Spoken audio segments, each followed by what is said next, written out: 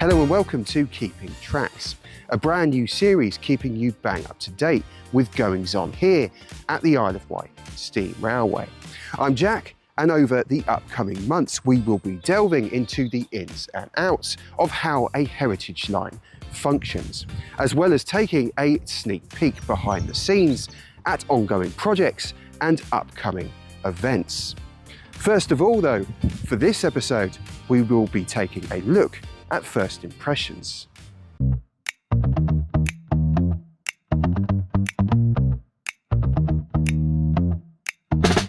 Now, the Isle of Wight Steam Railway welcomes over 100,000 visitors every year.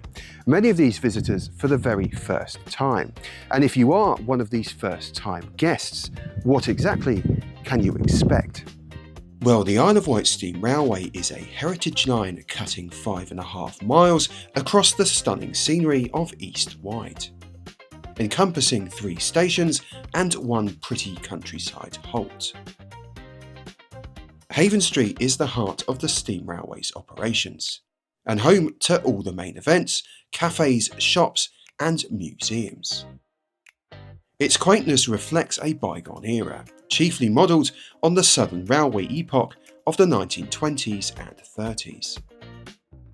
If you are looking to visit the railway then and perhaps travel by vehicle, then Haven Street is the best place to arrive, as the station has substantial parking facilities and allows you direct access to all the railway's main attractions. And speaking of attractions, whilst we are waiting for our next train, let's take a look around at what the site has to offer. Once you are on site, one of the first buildings you see is this one here, which is actually part of the old gasworks, but has since been lovingly restored as a museum and shop. Inside, you will find a variety of guilty pleasures, including, of course, model trains, some of which relating to the Isle of Wight itself. And there is also a vast collection of literature, books on the subject of the island's railways. Adjacent to the shop we have the museum, showcasing various artefacts, as well as components saved from the now long gone stations and nameplates from lost locomotives. Of particular interest is this timeline here, which actually features many photographs from the railway archive and gives you a great sense of how the lines evolved from the Victorian era all the way up to the modern age. Leaving the museum then, our next stop is the carriage and wagon works, and the path around the back of the building gives us a great view of the locomotive shed and railway yard. The Carriage and Wagon Workshop is a great opportunity for visitors to witness preservation in action, showcasing a variety of rolling stock currently being restored undercover. Many of these carriages were saved by the railway in a state of disrepair, usually as grounded bodies. But through meticulous attention to detail and a great deal of hard graft, they are now being brought back to life. Like for example this Oldbury, originally built for the Isle of Wight Railway in 1864. Continuing our exploration of the site, we walk past the woodland to an area beyond the engine shed, which is a prime location for spotting trains.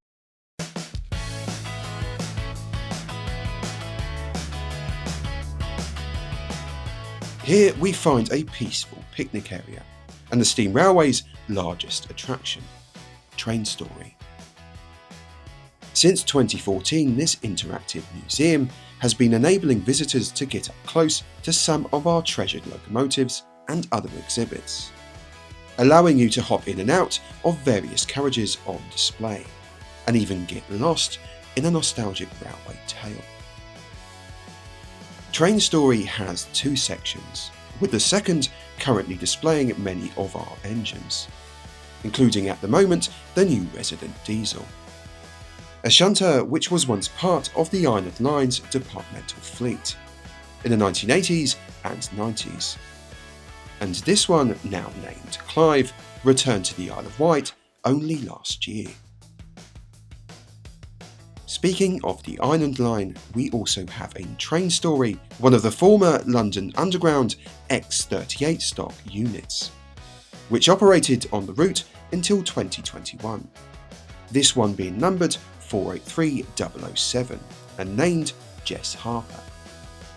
The unit is now open to visitors and even features its own little mini cinema. There is only one video showing, but it is a good one. Nostalgia trip over then, it's time to head back to the other side of the main site, where we come across the station restaurant, serving a great selection of dishes each day. If you are though looking for a lighter bite to eat, perhaps in the sun with a cheeky pint of something refreshing, then our newly named Whistle Stop Cafe is the best place to be. The Steam Railway recently announced that the cafe is now free to visit and open 7 days a week even when trains aren't running. A perfect place then for when you want to escape the hustle and bustle for a few hours and enjoy a nice piece of cake. On top of that, if you have the kids with you and they need to let off some steam, adjacent to the cafe is the all-new children's area, guaranteed to keep them occupied, well at least for a little while.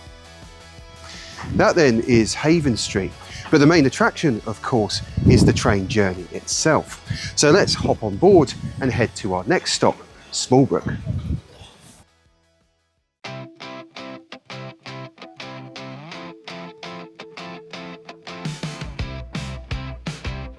Situated at the eastern end of the line, Smallbrook was once a busy junction, where the line from Newport and the route from Ventnor met on their way into Ryde. Today the story is somewhat similar, with the Steam Railway reinstating the line back to Smallbrook in 1991. And alongside Network South East, they built a cross-platform interchange, providing a direct connection via the electric trains to the ferry services at Ryde Pier Head. If you are travelling to the island by foot, there is a good chance you are getting the ferry and disembarking at Ryde Pier Head, hopping on the electric train service and interchanging here at Smallbrook Junction. And if you are, there are a couple of things you need to check first. Firstly, be sure to check that the Steam Railway is operating on the day that you plan to visit, and you can do this via our website. Also, make sure the Island Line service you are taking is actually stopping at Smallbrook, as some of the early morning trains do not. Now, if you are arriving before the first steam service of the day, the booking office will actually be shut, and there is a very good reason for this. See, Smallbrook is an interchange-only station, which means it is only accessible via the train and not accessible by foot, not even for our railway staff.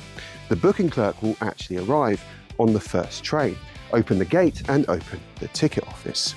Now, we recommend that you buy your tickets in advance on the website because it's quicker and cheaper. But if you haven't, don't worry, you can buy your tickets here. Here the locomotive runs around its carriages, ready for the journey up to Wootton. And we are hopping back on board. But not for long, as we will be stepping off at the next stop, Ashie. Now, Ashie is actually a request stop, which means that before you hop on your carriage, you will need to inform the guard of your intentions, who will then tell the driver who will stop the train. Certainly adds an element of quaintness to the journey.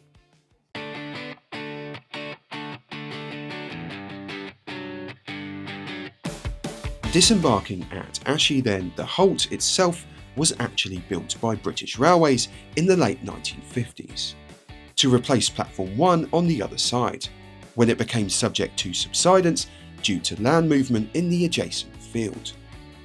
The site though is a real hidden treasure, nestled in the picture-perfect countryside at the foot of Ashie Down, a nice peaceful spot to relax, whilst watching the steam trains pass by.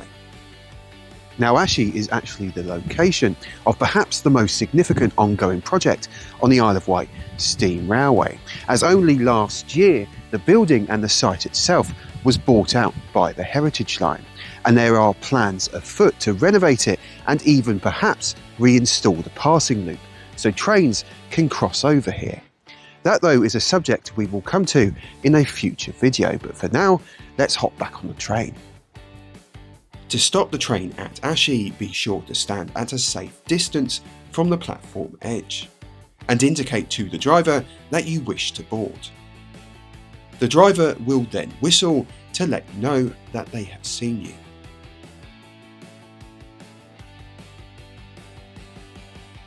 We are now travelling back through Haven Street and onwards to Wootton at the other end of the line.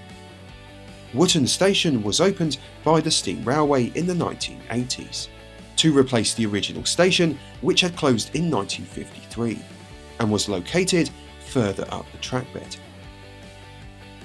Wootton is an unusual station on the Heritage Line, as it is the only one painted up in Edwardian Isle of Wight Central Railway colours, as opposed to the more traditional Southern Railways theme.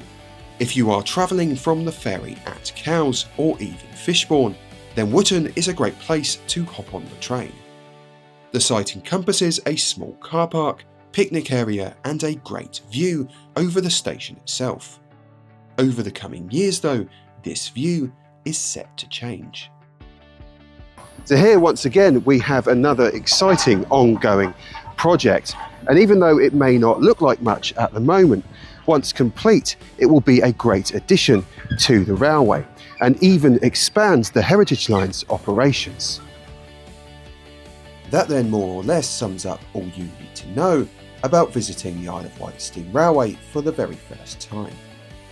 But what events do we have coming up in May? Well, this month we have our Real Ale Festival, with a great selection of ales and cider on offer. Our Summer Cider and Sausages event returns as well this year, doubling up with our grand car boot sale on the 16th and our popular Festival of Transport on the Sunday.